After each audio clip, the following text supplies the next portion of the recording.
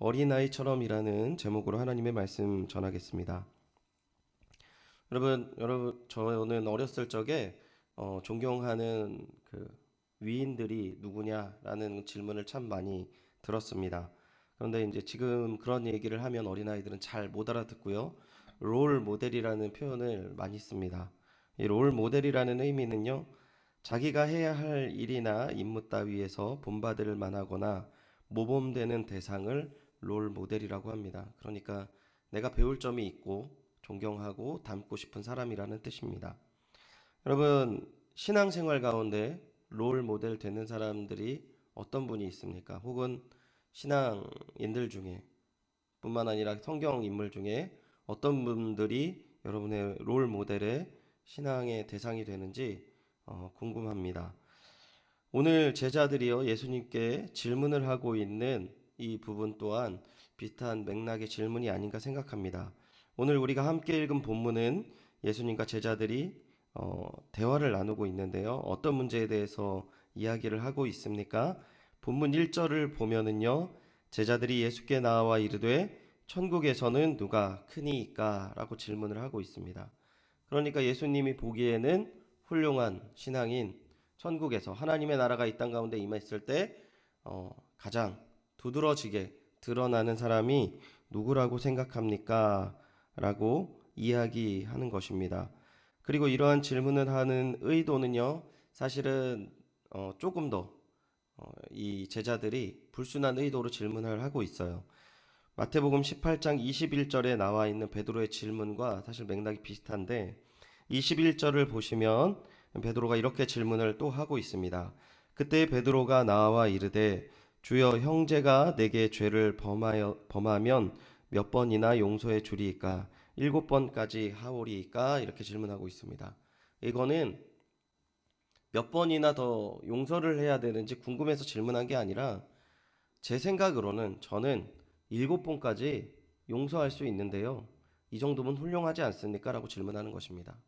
그러니까 지금 예수님께 천국에서 가장 큰 자가 누구입니까? 라고 물어보는 것은 예수님, 우리들이 3년 동안 우리의 일자리를 다 내려놓고 우리의 가정을 내려놓고 주님을 쫓았습니다.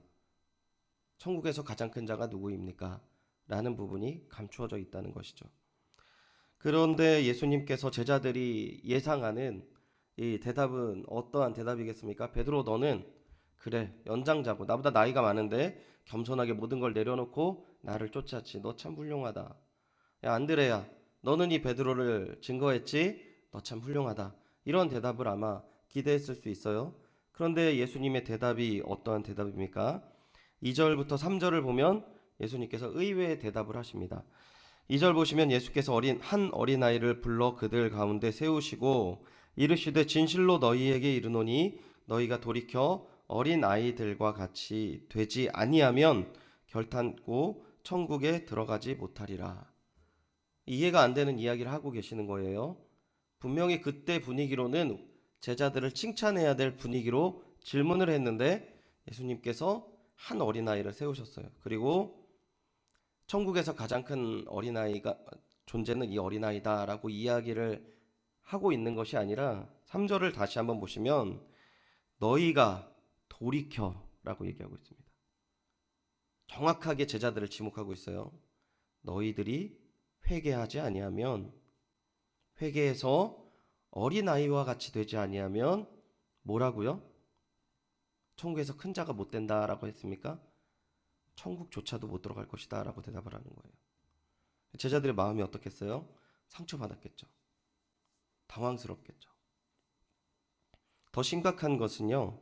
신약 성경에서 기록된 이 헬라어를 보면은 이 아이라고 일컫는 단어는 남성에 대한 그 언어도 아니고 여성을 표현하는 언어도 아닙니다. 중성으로 표현하고 있어요. 이 중성으로 표현하고 있다는 것은 아이라는 존재가 요즘처럼 너무 귀중하고 너무 사랑스럽고 존중받아야 되고 뭐 이런 존재가 아니라 남자도 여자도 아닌 사람이 아닌 물건을 지칭하는 표현이라는 것입니다. 그러니까 헬라어 원문으로 지각하면 그것입니다. 그것. 이 아이가 아니라 그것입니다. 지금 한글 성경은 정말 아름답게 표현한 거예요. 저거, 그거 이렇게 표현하는 거죠. 그러니까 이 기세등등한 제자들과 대비해서 생각해 보면 아주 가치를 갖지 못한, 특별히 아이를 태어나면 지금은 뭐 여자아이도 뭐 이렇게 사랑받고 그렇지만 예전에 우리도 남아선호 사상이 있지 않았습니까? 예전에는 더 심했다는 거죠. 남자아이를 태어나면 노동력으로 인정을 받아서 그래도 데리고 키웠는데 여자아이가 태어나면 당시 어땠냐면 길에다 내어 버리던가 아니면 팔았습니다. 대부분이 칠할에서 8할에. 그러니까 아마 성경학자들 중에 어떤 성경학자는 이런 표현을 해요. 제자들과 대비되는 남자아이도 아니고 작은 여자아이를 씻지도 않고 아주 떼꾸정물이 가득한 여자아이를 하나 세웠을 것이다. 이런 표현을 쓰는 학자들이 있더라고요. 그 아이를 하나 세웠습니다. 다시 한번 오늘 본문을 생각해 보면 제자들이 하늘의 통치가 이 땅에 이루어지는 상황 속에서 어떤 사람이 가장 큰 사람이 되겠느냐고 제자들이 물었을 때 제자들의 마음에는 자신이 롤 모델이 되는 다윗이나 모세 그리고 그 모습과 어떻게든 자기 모습을 연관시켜서 자신이 그만큼 따라다녔던 예수 그리스도를 따라다녔던 자신의 희생들 가장 많은 시간을 쏟았고 또 힘있게 그리고 어려울 때마다 옆에 서 있었던 자신의 모습을 생각하면서 질문을 했다는 것이죠. 그런데 예수님의 대답은 작은 어린아이였다라는 것입니다. 이제 십자가를 향해서 발걸음 하시는 예수님의 발걸음 가운데 예수님과 함께한 시간은 우리가 대충 생각해도 3년 정도를 함께 지냈을 제자들이었다라는 것이죠.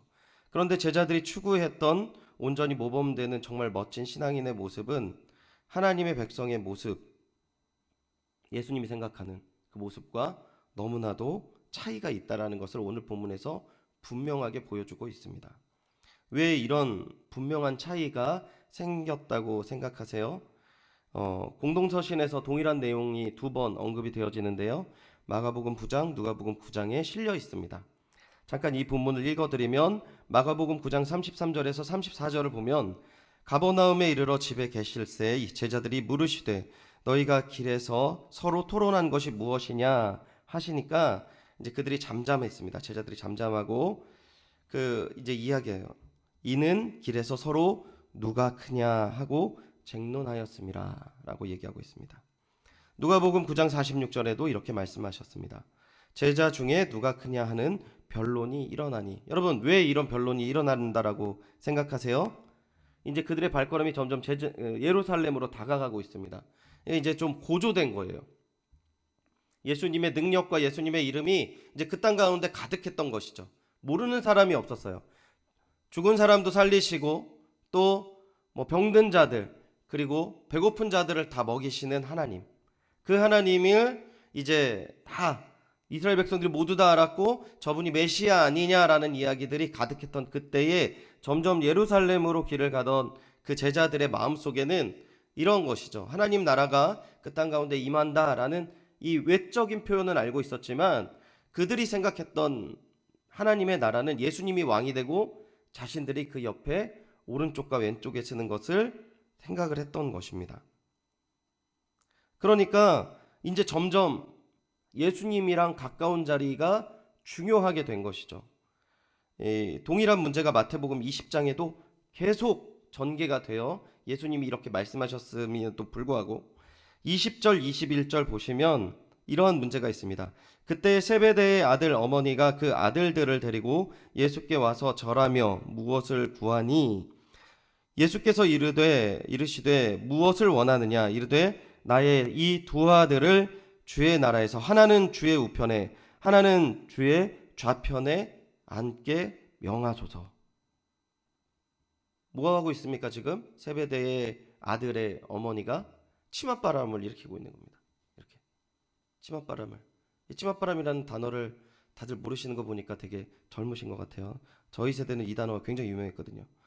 그런데 제자들의 반응이 어떠합니까? 24절 보면 열 제자가 듣고 두 형제에 대하여 분이 여기거늘 이렇게 얘기하고 있습니다.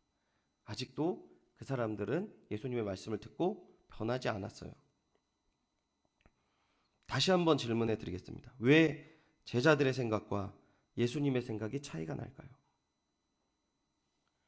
오늘 본문을 보면은요, 4절을 우리 같이 한번 읽어보겠습니다. 4절입니다. 시작. 그러므로 누구든지 이 어린아이와 같이 자기를 낮추는 사람이 천국에서 큰 자니라. 어떻게 해야 된다고요?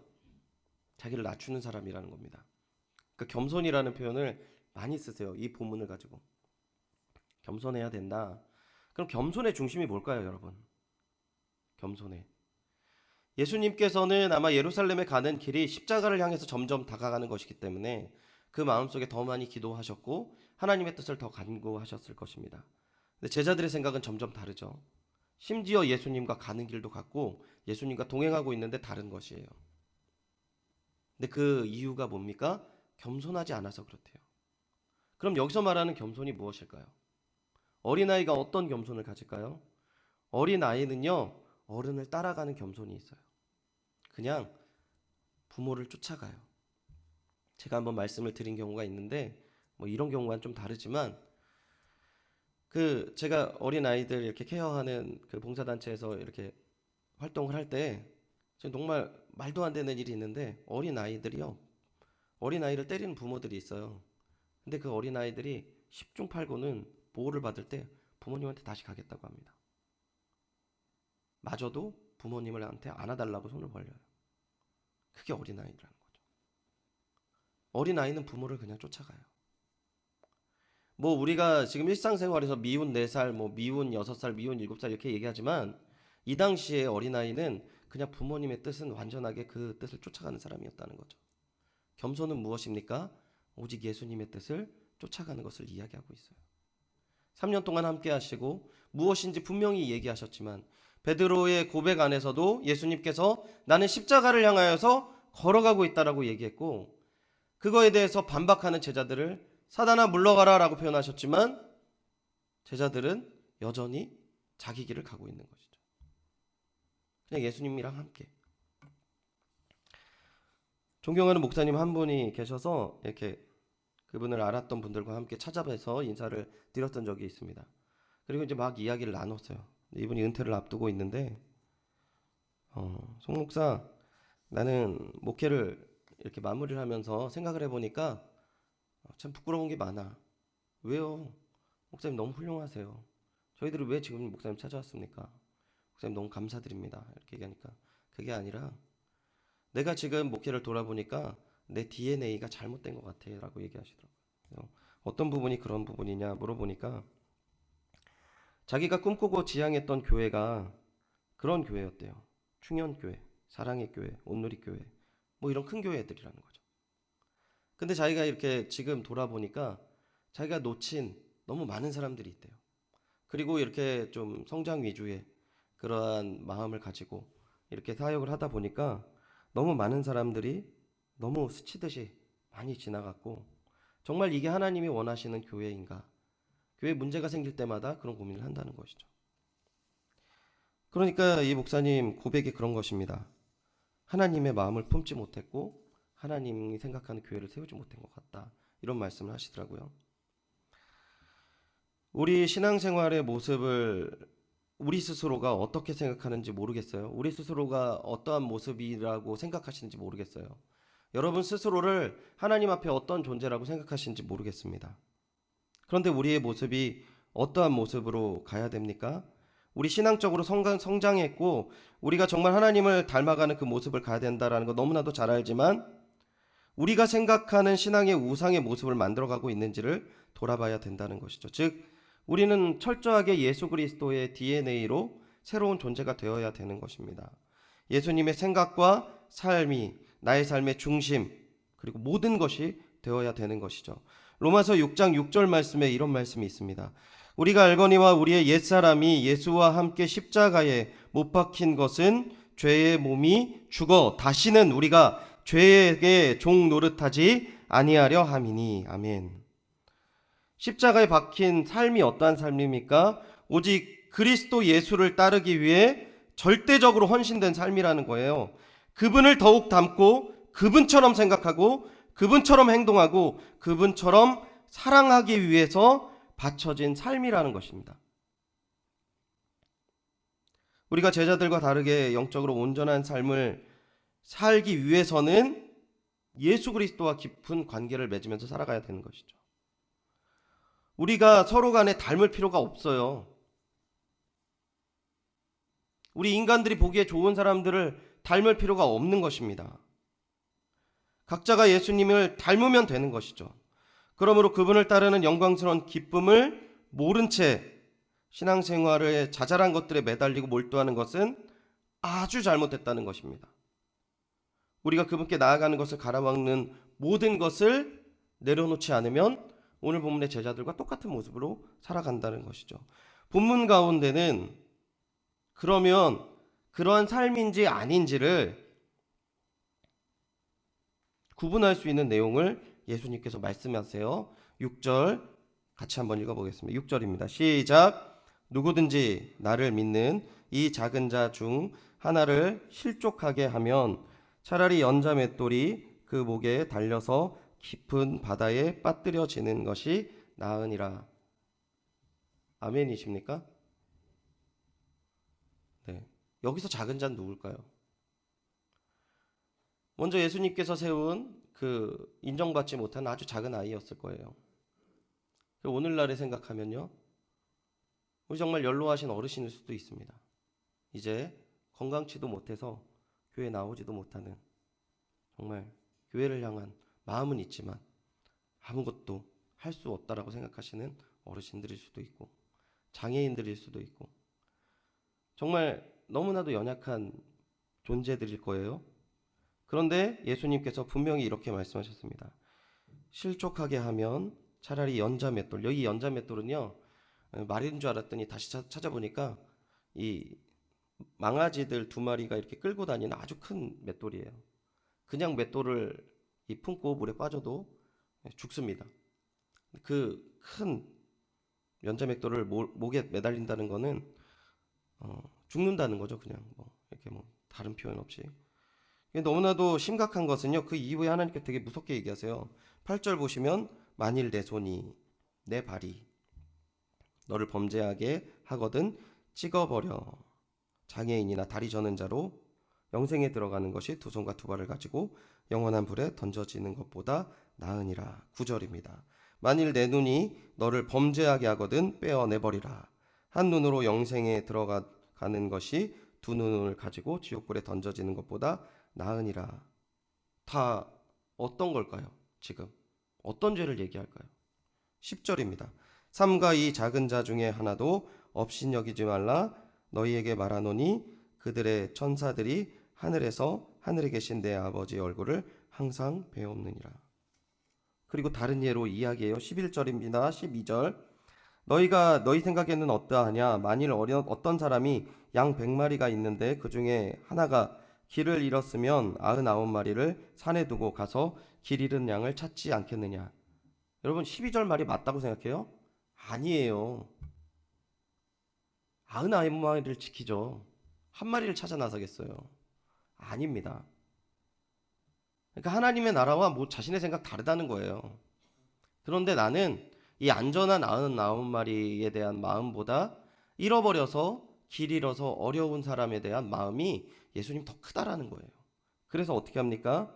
진실로 너희에게 이르노니 만일 찾으면 길 잃지 아니한 99마리보다 이것을 더 기뻐하리라 라고 얘기하는 거죠. 그래서 결론이 뭡니까? 14절 같이 읽겠습니다. 시작. 이와 같이 이 작은 자 중에 하나라도 잃은 것은 하늘에 계신 너희 아버지의 뜻이 아니니라. 할렐루야. 한 가지 말씀드리고 말씀을 정리하도록 하겠습니다.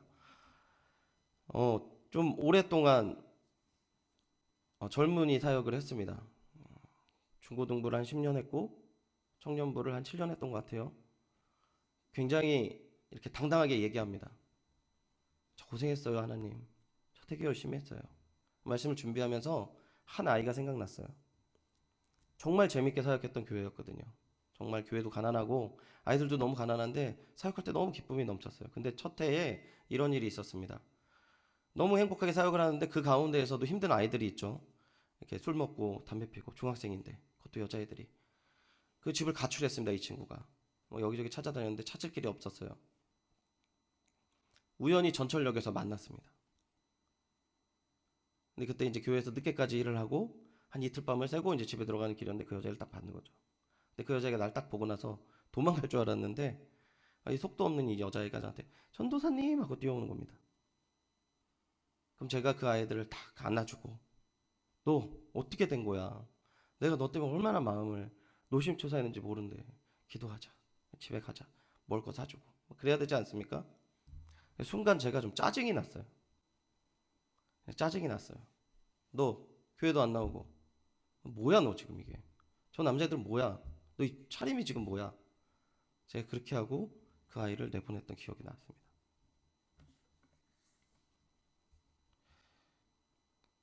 우리 너무 쉽게 우리 스스로를 합리화시키는 부분들이 있을 때 어, 정말 우리가 예수님의 마음을 품고 돌아봐야 되는 것이 너무나도 중요한 것 같습니다.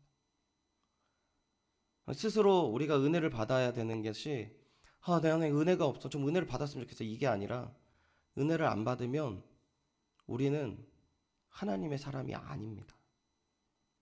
하나님의 사람으로 살아간다라고 생각만 하는 거예요.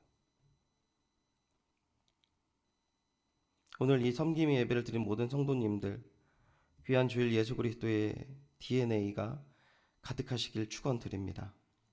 또한 예수 그리스도의 사랑의 손길이 우리 마음에 가득해서 작고 초라한 사람들이 우리 연희교회에 들어오면 함께하면 이 작은 자들이 회복되어지고 대접받고 일어나는 귀한 역사가 끊임없이 그리고 우리의 눈 가운데 우리 주변 가운데 가득하기를 소원합니다.